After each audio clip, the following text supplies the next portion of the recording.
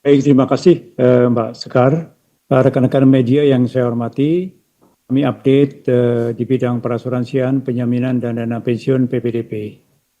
Kinerja industri perasuransian, penjaminan, dan dana pensiun PPDP secara umum tetap stabil dan terjaga. Untuk industri asuransi, aset industri asuransi pada bulan Mei 2026 mencapai 1.197,04 triliun rupiah atau naik 2,87% year on year.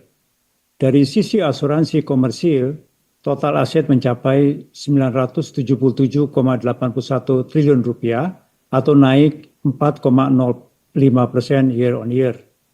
Adapun kinerja asuransi komersil berupa akumulasi pendapatan premi pada periode Mei 2026 mencapai 139,54 triliun rupiah atau tumbuh sebesar 0,67% year on year.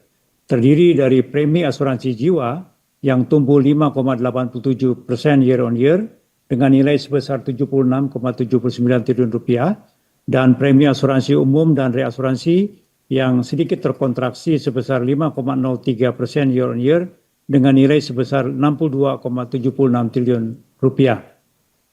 Permodalan industri asuransi jiwa serta asuransi umum dan reasuransi secara agregat mencatatkan risk-based capital RBC masing-masing sebesar 481,20% dan 319,12%, masih di atas threshold sebesar 120%. Untuk asuransi non-komersil yang terdiri dari BPJS Kesehatan dan BPJS Ketenagakerjaan, serta program asuransi untuk ASN TNI Polri, terkait program jaminan kecelakaan kerja dan jaminan kematian, total aset tercatat sebesar 219,23 triliun rupiah atau terkontraksi sebesar 2,07% year on year. Di sisi industri dana pensiun, total aset dana pensiun per Mei 2026 tumbuh sebesar 7,71% year on year dengan nilai mencapai 1.693,37 triliun rupiah.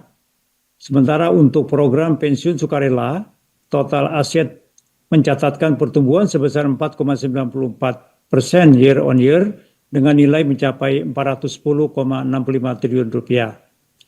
Untuk program pensiun wajib yang terdiri dari program jaminan hari tua dan jaminan pensiun BPJS Ketenagakerjaan, serta program tabungan hari tua dan akumulasi iuran pensiun untuk ASN, TNI, dan Polri, total aset mencapai 1.282,72 triliun rupiah atau tumbuh sebesar 8,63% year on year.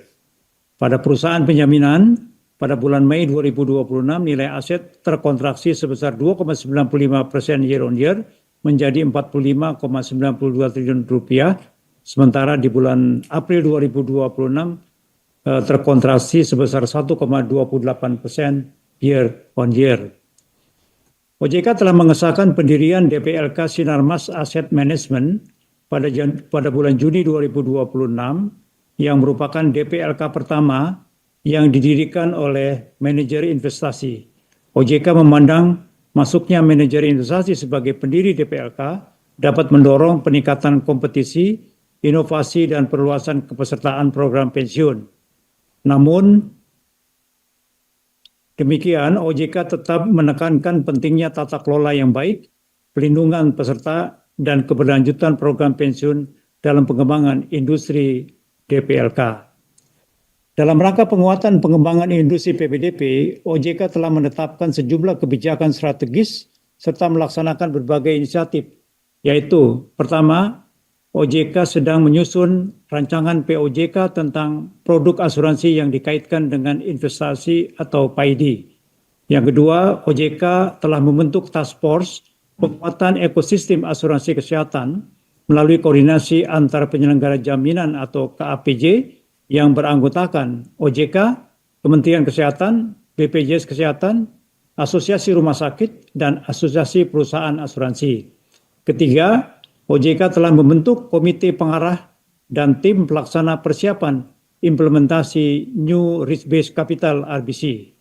Keempat, OECD mengapresiasi berbagai reformasi yang telah dilakukan Indonesia termasuk implementasi program penjaminan polis PPP, adopsi PSAK 117 atau IFRS 17, pengembangan New RBC, dan penguatan pengawasan sektor jasa keuangan yang disampaikan pada fact-finding mission sektor asuransi dan dana pensiun di bulan Juni yang lalu sebagai bagian dari proses aksesi Indonesia menjadi anggota OECD.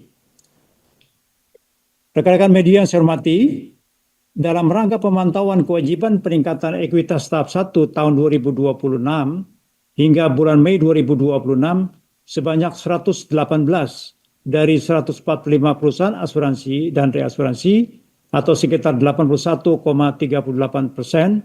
serta 19 dari 24 perusahaan penjaminan atau mencapai 79,17% telah memenuhi persyaratan jumlah minimum ekuitas sesuai ketentuan tahun 2026.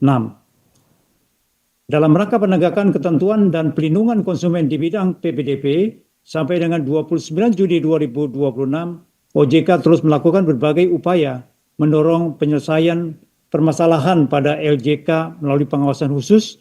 Terdapat 8 perusahaan asuransi dan reasuransi serta 8 dana pensiun. Melakukan pendalaman lanjutan terhadap 15 entitas yang diduga menyelenggarakan usaha pialang asuransi dan reasuransi tanpa izin. Dan telah membatalkan 3 surat tanda terdaftar STTD agen asuransi terkait dugaan tindak pidana menjalankan kegiatan usaha perasuransian tanpa izin usaha dari OJK. Rekan-rekan media yang saya hormati, terdapat 2 putusan Mahkamah Konstitusi yang baru diterbitkan yang pada pokoknya mengatur terkait pembayaran manfaat pensiun. OJK menghormati putusan Mahkamah Konstitusi nomor 139 tahun 2025 dan nomor 164 tahun 2025 yang bersifat final dan mengikat, serta akan menindaklanjuti sesuai kewenangan OJK. Putusan tersebut memiliki cakupan yang terbatas, yaitu hanya berlaku bagi program manfaat pensiun pada program dana pensiun sukarela yang berasal dari uang pesangon, uang penghargaan masa kerja, dan atau uang penggantian hak dengan pilihan pembayaran secara sekaligus atau berkala ditentukan oleh peserta atau penerima manfaat. OJK mendorong implementasi putusan tersebut dilakukan setelah dana pensiun yang terdampak melakukan penyesuaian terhadap peraturan dana pensiun atau PDP sesuai ketentuan perundang-undangan yang berlaku. Demikian update di bidang PPDP, kami kembalikan ke Mbak Sekar. Jelajahi cara baru mendapatkan informasi. Download Metro TV Extend sekarang.